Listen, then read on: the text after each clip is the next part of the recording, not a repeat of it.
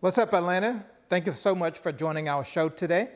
Our show, Building a Strong Marriage, is designed to provide tips and ideas to many folks that are married, whether you're married a little bit or whether you've been together for 30 years. This podcast show is designed for you, and it will only talk about marriage. It will talk about some of the common issues with marriage, some of the concerns that develop over the course of a marriage, some ideas that you can improve on your marriage so that you will have a strong, long-lasting marriage that will last for decades. Hi, I'm Al, and I have Mrs. D, who's your co-host. She's going to join me at some point to introduce herself, but we're going to present to you topics of marriage because we think it's important. Many of our friends ask us all the time about why we seem so happy in marriage, and we've been together for over 4 decades. The secret to marriage varies from person to person. There's no magic formula that will fit every single person. Each person is unique to their individual selves, and therefore what might work for some may not work for others. So what we intend to do, though, is kind of break down some of the common issues and some of the common problems that either wives or husbands face throughout their marriage, and then talk about some of the very practical things that you can do, some of which you might have heard, and therefore this podcast will be just a reminder for you. Other things you will hear us talk about will be brand new. You will never have heard this from anyone else. So join me on my first episode, which is called Commitment, and you will hear some of the unique things that we do and that you can do in order to have a strong marriage. There's 3 things that you should keep in mind when you're trying to find a podcast or any advisor to help you with your marriage. The first thing is never take advice from someone on their 3rd marriage. We've been married for more than 40 years, and there's a lot of issues that come into play at different stages of a marriage. There are 3 walls, which I'll talk about in future episodes. The first wall is when you hit 4 to 7 years. I call it the 5-year mark. There's very specific issues that come up during that time, because now you're wondering if you really are compatible, if you really are getting the things that you want from that person. And a lot of issues around communications, finances become a big issue. Issues of fun and excitement and intimacy become an issue about that time. And there's very specific solutions that you need to be working on prior to your 5th anniversary so that you can get through that quickly, or you may not see those problems at all. You also have about the 10-year mark, and that ranges anywhere from 8 to 12 years. Roughly what that means is about that time, you will hit another wall in your marriage. This time is not about whether you have the commitment of your spouse or whether your spouse have certain problems that they have agreed to work on. You're not hitting this wall because you're not sure if you want to continue in a relationship with this person. You know a lot about them. They know a lot about you. You've made commitments in the past. You worked on problems in the past. You may have gone to marriage therapy in the past, but now you kind of hit that wall of saying, you know what, I'm done, because I don't know if this person's ever going to become the person I want them to be.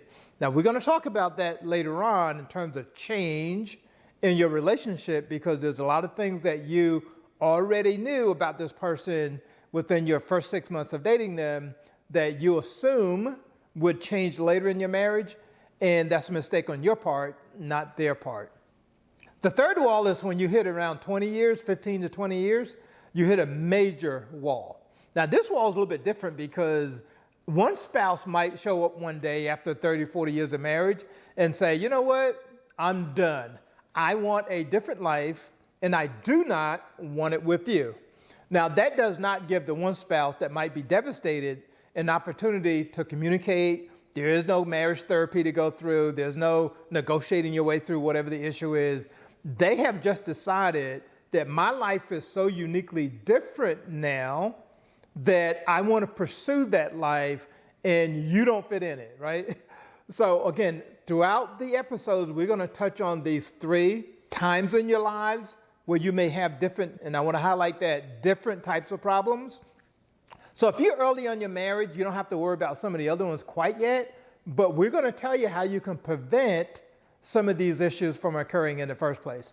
So again, this episode is only an introduction to really tell you what this podcast show is about. We're going to be talking about marriage. So the second point, in addition to not taking advice from someone on their third marriage, is you do want to take advice from someone who's been there and done that.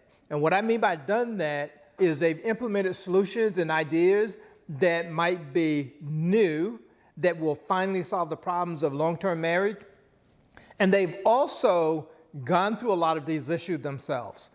Any married person that tells you they've never had fights, they've never had issues in their marriage, they've been married 30 years and they're so happy and everything's so grand and they've never had issues, run as fast as you can, because that person is not telling the truth.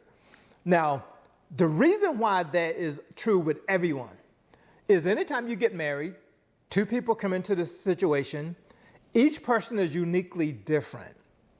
There's no saying that opposites attract, and that is true when you're dating. And sometimes people get married as a consequence of the differences that they appreciate in the other person. But those differences is what will strain a marriage when you get out 15, 20 years. Because people are willing to tolerate and appreciate differences early in marriage, but trust me, when you get out 15, 20 years, those differences may drive one spouse crazy. And you have to learn how to deal with that. So we're going to talk about all of that. We're going to give you very specific information and ideas to help you strengthen your marriage, make sure that you have a happy marriage, and that you're getting fun, safety, security, and support from your spouse in a way that will make the marriage seem like you're newlyweds. People always ask Mrs. D and I, why are you so happy all the time? You don't do that by accident. You have to plan to do that. The second thing they ask us is, you seem more like friends than you do married couples. Mrs. D and I take that as a badge of honor because we really work hard on being friends.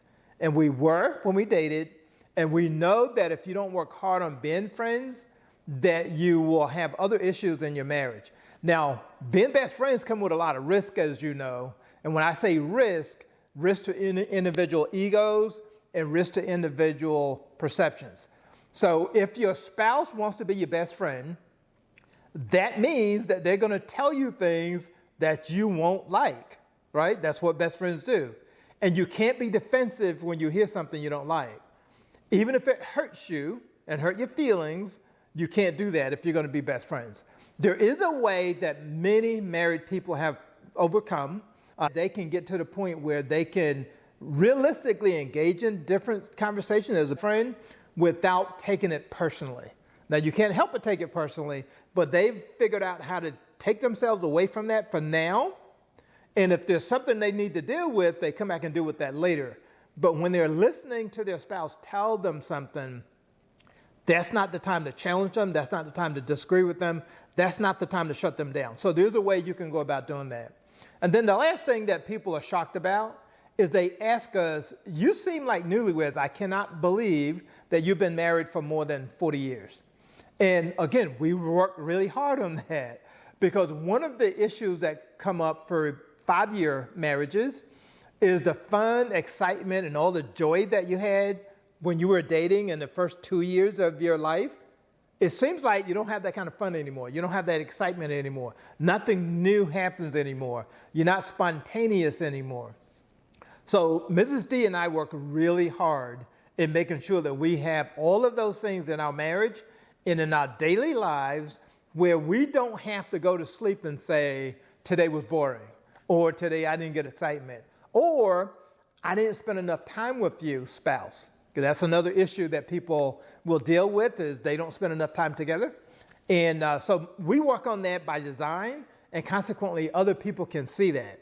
So with that, join me for my first episode, where I will deal with the idea of commitment and why commitment is such a problem when couples go into their 5th anniversary. Thank you, and I'll see you later.